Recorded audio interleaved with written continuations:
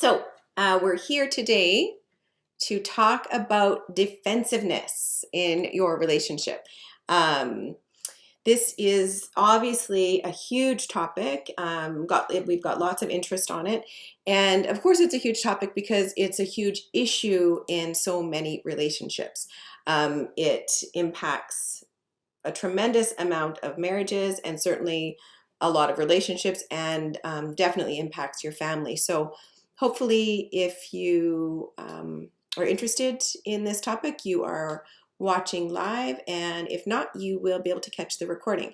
If you have any questions, please put the questions in the comments, and I'm going to be checking for those questions as we go so that I can answer them. So first, my regular disclaimer around abuse in your relationship. So everything that I talk about here is having to do with a regular relationship that does not have any physical abuse involved. So if you are experiencing physical abuse in your relationship, please reach out for help in your local area and get help to remove yourself from that situation. So the stuff that I'm talking about here is not related to any sort of physical abuse in the relationship. So with that said, I want to talk about defensiveness. So we're going to talk about basically what defensiveness is really about, what the energy behind it looks like, why it occurs in relationships, and why it's created in your relationship.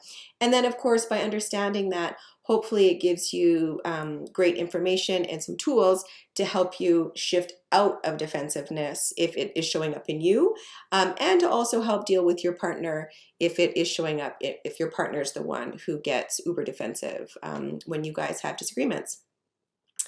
Okay, so first I want to do a quick review of what I call the 4 toxic conflict styles that plague most relationships. So it's important to understand this because defensiveness is really just one of the styles that's important to understand. And as is the case with everything in a relationship, everything is on a spectrum, right? So nobody is 100% one thing. Everybody kind of, will be on a spectrum of any of these 4 styles. So the first one, of course, is the attacker. So this is the person that is usually very easily offended, and they have learned that the only way to get attention is to harshly criticize somebody. So if you're married to this person, it can be a very difficult thing. And I am going to be putting out a new course here in the next few weeks around all of these toxic conflict styles and what to do about them. But definitely, if you're somebody who is regularly attacked, so you've got a husband or a wife who you have to walk on eggshells around, or they're just really, really easily offended, that is what you're dealing with. You're dealing with that attacker. And we're going to talk a little bit about that, because I will tell you that the attacker is generally the critic or the blamer, and the critic or the blamer is generally married to somebody who is defensive. So we're going to talk a little bit about that. The second toxic conflict style is called the counterattack. And the counterattack is when someone in the relationship turns whatever the current issue that's being discussed, they turn it around on the other person. So there's kind of a punitive energy that goes with a counterattack. So they might, if someone attacks and says, well, why didn't you take out the garbage? A counterattack would be, well, you never take out the garbage. Okay, so it's taking the current issue and turning it around on the other person. So it's kind of, usually based in an energy of fairness, or a desire for fairness, which can be quite toxic in a marriage. The third one is deflection. So deflection is a little bit different than a counterattack, because when somebody deflects, they attack back with an unrelated issue. So, if someone says, how come you never take the garbage out? Deflection might be, every time I get home, all you do is complain, right? So it's a completely unrelated issue. It has nothing to do with the garbage. Now we're over here talking about something different, okay? It's extremely toxic. A lot of my clients, when they talk about our issues never get resolved, when you start to go down the rabbit hole of what their discussions look like, there often becomes a lot of deflection. Another really, really common type of deflection is what I call the tone police. So when people, instead of discussing the issue, they get into, I don't like your tone, or I don't like the way you're talking to me. And now we're talking about how we're talking. So that's another really common way to deflect during a conflict. And the fourth one, which is the one we're going to talk most about today, is defensiveness. So defensiveness says, I need you to see my value. Okay, so, and we'll get a little bit into that. So the truth with all toxic conflict behaviors is that everything is on a spectrum, as I said. So sometimes, for example, when I'm working with a client who's really easily offended, what they realize is that they actually start conflicts by attacking.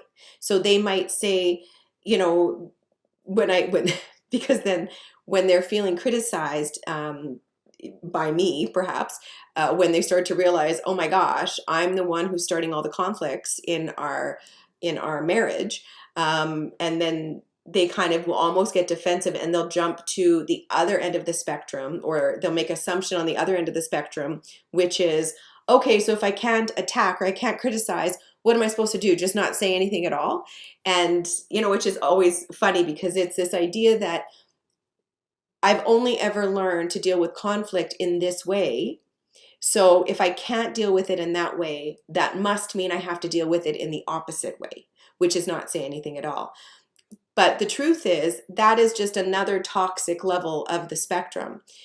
So what's in the middle there is what's healthy. So in any of these cases, so if it's the same thing, if you're, you know, as we're talking through what defensiveness is all about, if you start to see some of that in yourself, or you start to see some of that in your partner, the solution isn't then to do the exact opposite, which is just not say anything, or, you know, people say, well, I'm not just going to let him walk all over me, or that sort of thing. That's not the answer either. Okay. So just try to keep an open mind as we're going through some of this stuff and learning about it, so that you understand that you don't go from one end of the spectrum to the other, because the other end of the spectrum is also not healthy. You want to be in the middle. That's where the healthy spot is. Okay.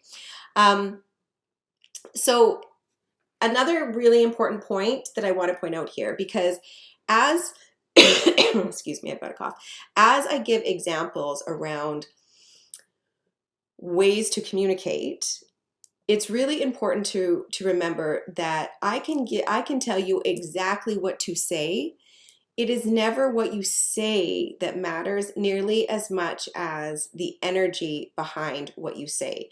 So instead of attacking, so for example, you know, if you're the attacker or the critic, instead of attacking when you're offended, you want to take responsibility for your thoughts and emotions around the issue that you're bringing up to your partner in a way that's designed to create connection rather than break down connection between you. And then the same thing if you're on the other side of that, if there's a defensiveness, if defensiveness is something that you struggle with, you're wanting to change your energy away from the competition, which is what defensiveness is about, and you want to go more towards, how do I use this disagreement to try to create more connection between us? So just like, you know, as we're talking about, the attacker is really about, you know, someone who gets attacked or isn't the attacker or the critic. They have learned along the way that attacking is the only way to be seen and heard. So defensiveness is also coming from a false lesson that has been learned. So anytime we get into any toxic relationship behaviors, it's always a really good idea to understand and give ourselves a little bit of grace around that, because these false lessons that we've learned, whether that's through childhood, through, you know, other previous relationships, you know, whether that's in junior high, high school kind of time frame, or even previous marriages, we get hurt through those relationships and through relationships in our childhood. And those hurts and false lessons and what we see demonstrated by our parents at times, those become like imprints on your heart. And it has a huge impact on how you're going to then show up when it comes to conflict in your life. And that's okay. Like I said, this is not about feeling shameful if you have some of these toxic behaviors within yourself, and within your marriage. It's instead about sort of grabbing onto the power of that comes along with understanding the behaviors and then starting to look at where they came from. So usually someone who is defensive, whether it's you or your partner, there's usually one of three things that is going on with them. So either they've learned along the way that it's not safe to be wrong. So that's number one. So, like I said, your family created a lot of stuff for you. It's like your family's like a classroom for you. And it's never about looking back and blaming anybody. It's just about understanding that's where it came from. Most people are trying to do their best. Your parents were trying to do their best, just as you're trying to do your best. So, I always have to sort of predicate things with that. But that doesn't mean that a lot of the stuff that came from your past isn't still harming you now. And until you start to change the energy of some of that stuff from the past, you are never going to create what you want in the future. Until you change that energy, you keep recreating the same issues and the same situations in your life. That's just the way energy works. So if you saw one or even both of your parents often getting defensive, defending themselves, even though I guarantee you never saw it actually work for them, the fact that they demonstrated defensiveness rather than, say, admitting a mistake or getting really curious with their partner about whatever the accusation was, or any other sort of healthy conflict response, the fact that you saw that, that defensiveness that was demonstrated to you taught you that if someone in any way suggests that you're wrong, that this is the way to protect yourself, is to show up, and defend yourself. And some people really hold defensiveness almost as a badge of honor. I've heard people almost laugh about, well, I told him kind of thing. And it's just such an interesting energy that comes with that, because it's that idea of win and lose. And, that's one thing if you're playing a football game, or if you're in a swim meet, that you're really going for it. But in a marriage, there can't be that sort of sense of win or lose, or you're just somebody is going to lose. Both of you are going to lose.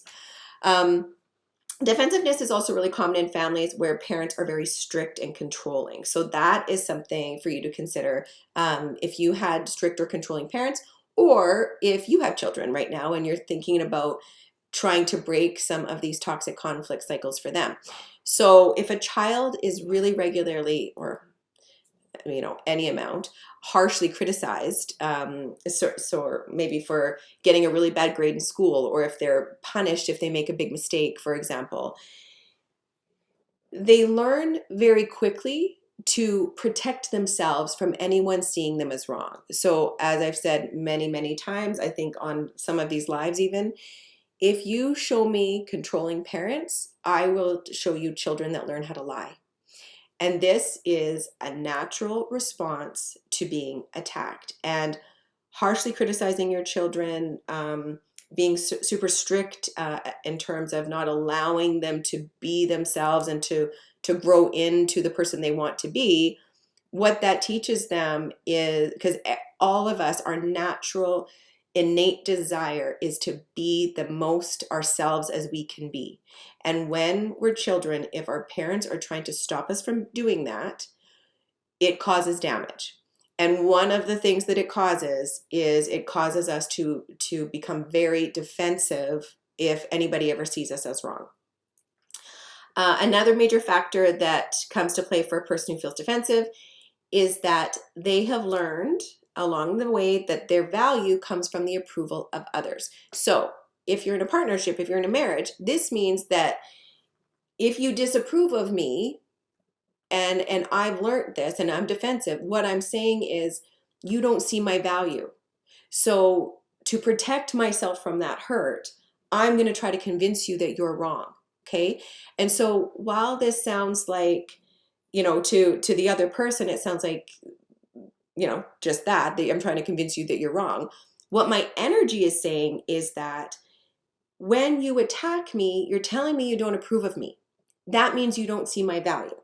And since my value is based on what others think of me, because this is what I learned, then when you don't see my value, that means that I might subconsciously question my value too. So again, my innate desire is to feel secure, and I don't feel secure with you.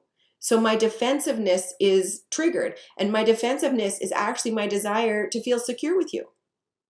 So, and I mean, of course, the third thing around defensiveness that shows up is a combination of any of those things. And sometimes it's a combination of all of those things if you have somebody who is really, really, really defensive on a regular basis. And generally, if someone is really defensive on a regular basis, they are somebody who ends up married to somebody who is very, very critical on a regular basis, because energies always match. So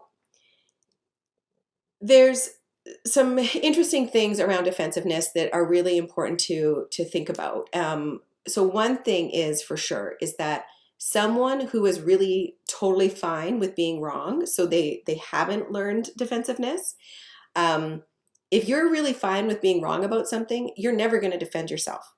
And these are those uber secure people. They're few and far between, who have just learned that it's okay to be wrong. And they end up in relationships that have a very secure attachment, because in their relationship, that connection feels very safe to them. So someone that person, someone who's secure in that way, they have a very strong sense of their own intrinsic value. And that is exactly why they don't ever feel the need to defend themselves to somebody else.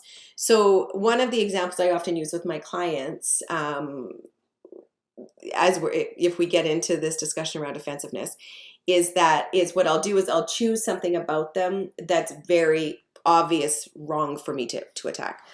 Excuse me, 1 second. So I'll choose something about them that's really, obviously wrong. So for example, I have a client, Tracy, who is absolutely beautiful, and she's got this head full of beautiful curly hair, for example. Excuse me. So if I say to her, and I've used this example with her, Tracy, your hair is hideous, right? So I'm guessing that Tracy has probably been complimented on her hair most of her life.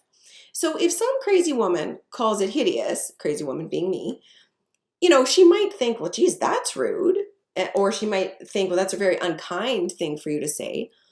But she's not likely going to get defensive. She's not even going to feel defensive.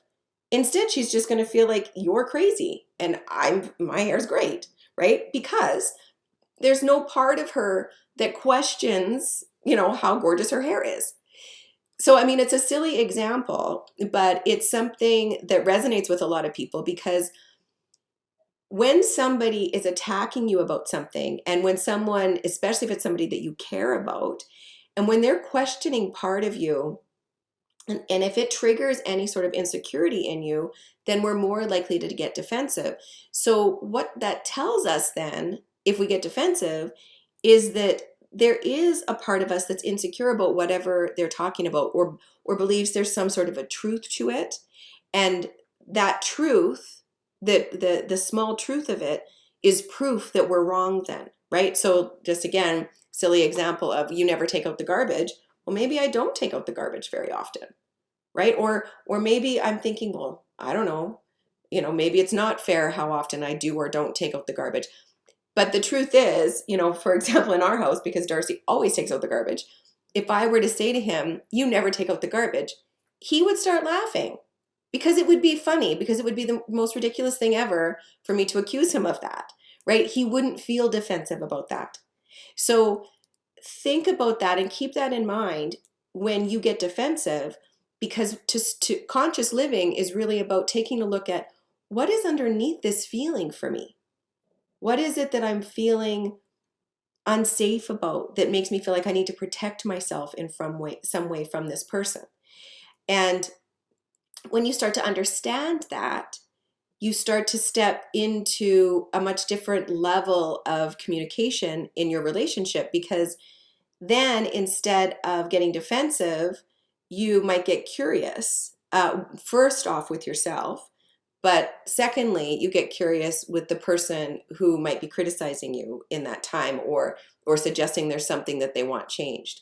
So, and this really goes well into why defensiveness is such a problem, because the reason that defensiveness is such a problem in a relationship is because you cannot listen and be defensive at the same time. You cannot be curious and be defensive at the same time. And in a relationship, the only thing that keeps a relationship strong and together is connection. And if you can't listen, you can't create connection. So in other words, defensiveness creates disconnection in your relationship. And if you're someone whose partner is defensive, you know that, because as you're trying to talk to them and they're getting defensive, you understand that then you leave feeling unheard, they leave feeling attacked, and nothing ever gets resolved. And meanwhile, the two of you get further and further apart. And again, this gets into the spiral that I often talk about, where one person says something, the other person has an opportunity. Okay, which way are we going to spiral? We're going to go up to, to more connection and love, or are we going to spiral down here?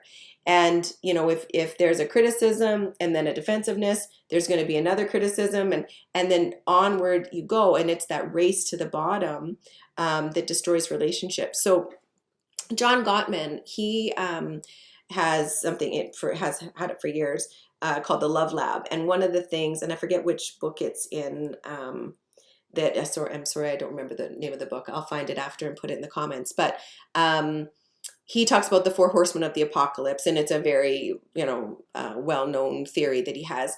But what he did was, in his research in this Love Lab, he was able to determine these 4 qualities of people and of relationships. And based, if these 4 qualities, or any of these 4 qualities, existed in a marriage, he could determine with really high accuracy whether or not those people were going to get divorced, simply based on the existence of these qualities in the relationship and how bad they were.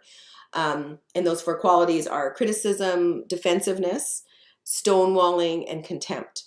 So when those are existing in your relationship, there's a very high likelihood of divorce.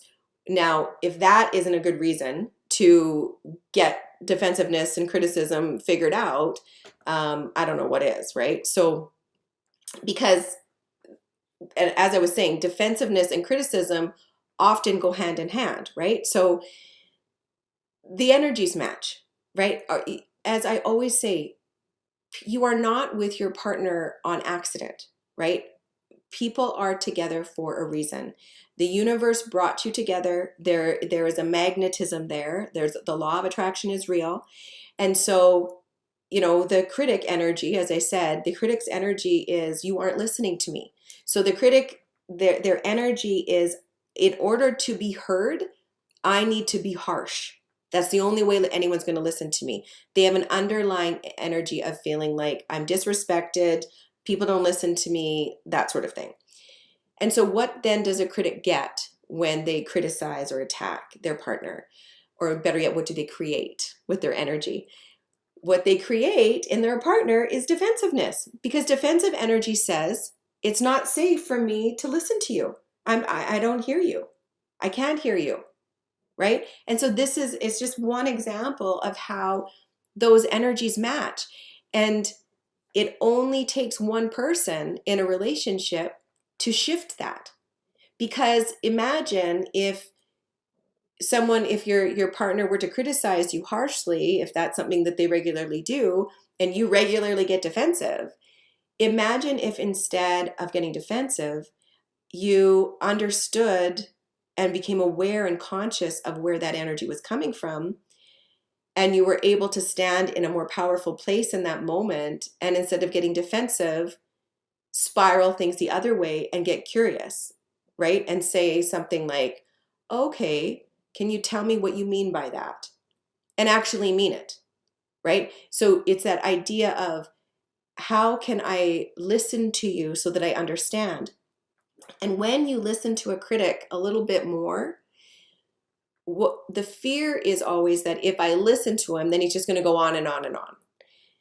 But the truth is, those shifts in a relationship, while they don't happen immediately, they don't happen overnight.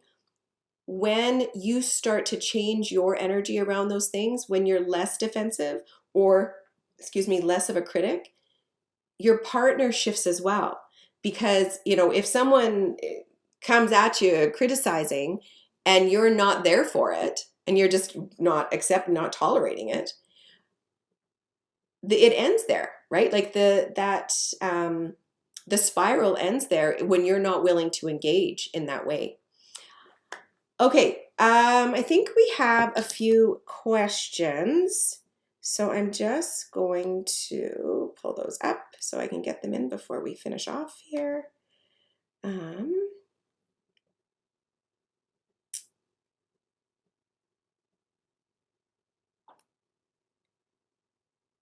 Okay, so Lisa asks, what to do to stop ourselves from defending ourselves. It's a habit, and I never remember not to until already have also reminded us what to do when they defend themselves. My apologies if you do address it. So how to stop ourselves from not defending ourselves. Okay, that's a great question. I kind of addressed it, but I'll just reiterate that. When you're feeling defensive, the question to always ask yourself is, what is this? Sorry, I'm just pulling up the other questions here. Where is this feeling coming from? And this does take practice. And, Lisa, the fact that you're saying, I notice it afterwards, people always look at that as a not as a win. Like they'll, clients will say to me, oh, I did it again. How do I make sure I don't do it next time? But I promise you, the more you notice it in the past, as you become aware of it, if you continue to do that and continue to become aware of it, even if it's in the past, there will come a time where in that moment you go, oh, I'm catching myself now. I'm not going to get defensive now because it triggers that those keeping sort of those memories of it going, so that when you're aware of that, of yourself doing it, that really does start to shift things because you get more confident. And it's the confidence that shows up that makes you not defensive. As soon as you're confident, defensiveness goes away.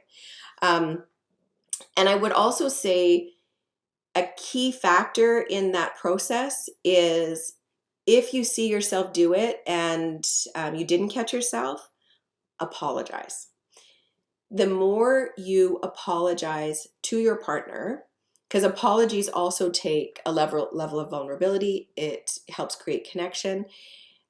There's something about taking that extra step of apologizing for being defensive that also helps you to not do it again, over and over again in the future. So, and that just might look like simply saying, even if it's days later, to simply say, hey, I've been working on this in myself, and I really noticed I got defensive when you tried to talk to me the other day, and I'm sorry, I'm really trying not to be that way. And the more you're able to do that, again, the more that connection and the more that energy between you shifts, because shifting the energy is really about creating that connection. Okay. So Raquel says, how do I respond to my husband when he's being defensive? I find it very hard to remain calm, as I find it so frustrating. And it is frustrating. That's a great question, Raquel. So how do I respond to him when he's being defensive? One of the so, keeping in mind everything that we've already talked about, but one of the things, if you have a partner who gets defensive, you have to ask yourself, what have I said that is making them feel attacked? Okay. And so to try to approach topics in a way that is a little bit less cloaked in criticism is always a great way to, good starting point. But certainly if you have broached a topic and you immediately see that your husband is defensive, one of the best things you can say is, I'm sorry, I didn't mean to make you defensive.